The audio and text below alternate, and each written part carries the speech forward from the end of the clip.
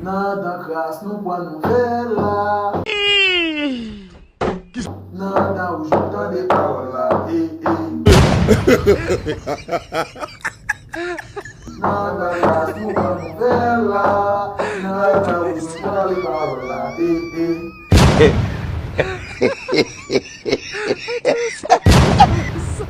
Ele mostrava que eu estou cantando na rádio da casa.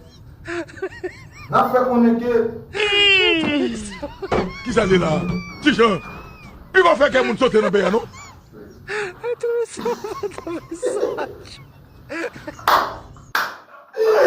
Cadê a pessoa assim? Olha, galera.